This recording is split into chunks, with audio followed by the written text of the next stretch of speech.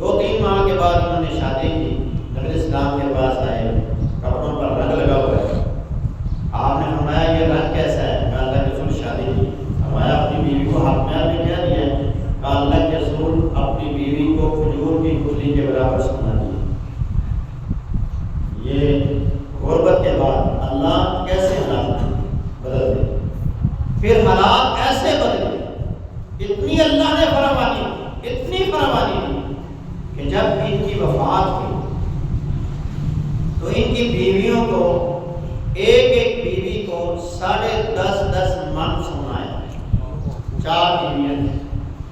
42.5 من، 8واں حصہ کل جائیداد کا 8واں حصہ جو تھا وہ ان کی بیویوں کو ملا، اور وہ تھا 42.5 من سونا۔ اللہ حالات بدلتا ہے، شرط یہ ہے کہ اللہ کے در کو چھوڑنا نہیں، جو چھوڑے گا وہ ناکام ہوگا۔ اور انہوں نے نبی اسلام کی بیویوں کے لیے ایک باب مقرر کیا ہے جو اس وقت 40,000 دینار کا تھا، اور آج کے دور میں حساب کریں تو وہ کروڑوں میں اس کی مالی ہو جاتی ہے۔ تو یہ اس وقت ہے جب انسان اللہ کے در کو نہیں چھوڑتا۔ ایک محدث ہیں جن کا نام قاضی ابو بکر محمد بن عبد الباقی ہے، یہ مکہ میں تھے،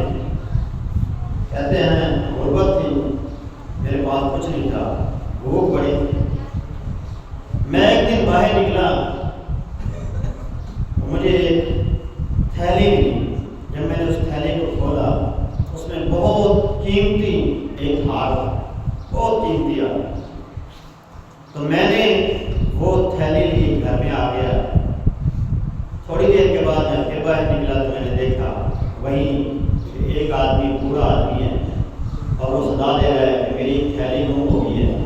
جو مجھے وہ تھیلی دے گا اسے میں 500 دینار یعنی سونے کے 500 سکے دوں۔ اب اندازہ کریں کہ وہ ہار کتنا قیمتی ہو۔ ہمارا مجھے ضرورت بھی تھی، لیکن پھر مجھے وہ حدیث نبی اسلام کی یاد آئی کہ جو بندہ اللہ کے لیے کسی چیز کو چھوڑ دیتا ہے تو اللہ اس کو اس سے بہتر عطا کرتا ہے۔ کہتے ہیں میں نے وہ تھیلی بھی اسے واپس کر دی اور وہ 500 دینار بھی اسے دے دیا، میں نے وہ 500 دینار بھی اسے لیا نہیں نام پر۔ پھر کہتے ہیں میں رزق کی تلاش میں، معاش کی تلاش میں نکلا، سمندری سفر میں نے کیا، ایک کشتی پہ سوار ہوا، وہ کشتی سمندری لہروں میں ایسی پھنسی کہ وہ کشتی ڈوب گئی، جو کچھ کشتی میں تھا سب کچھ ڈوب گیا۔ مجھے ایک تختہ ملا، اس پٹے کے سہارے میں ایک جزیرے میں جا لگا، تو جزیرے میں کہا کہ کہاں جاؤں، رات کا وقت ہے، تو میں نے مسجد کا رخ کیا،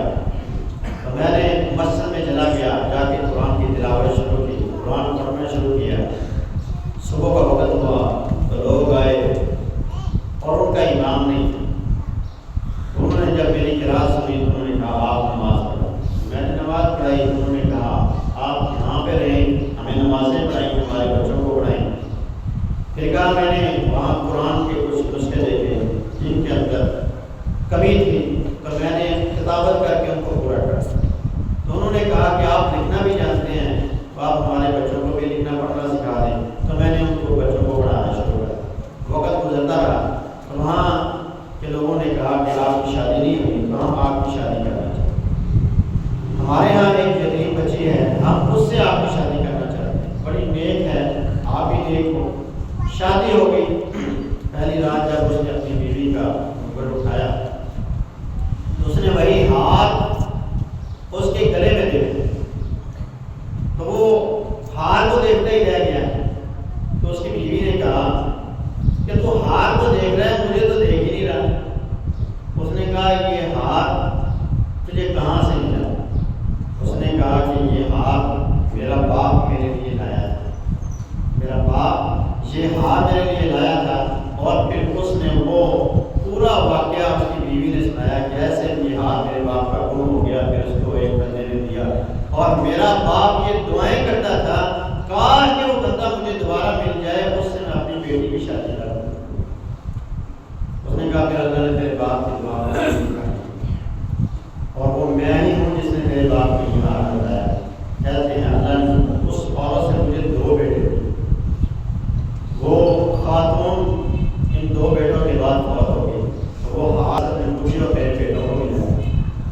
پھر وقفے سے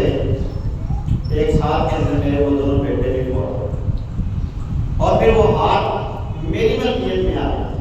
یعنی اس وقت 500 دینار مل رہے تھے، اللہ کے لیے چھوڑا تو اللہ نے اس کے بدلے میں وہ پورا ہاتھ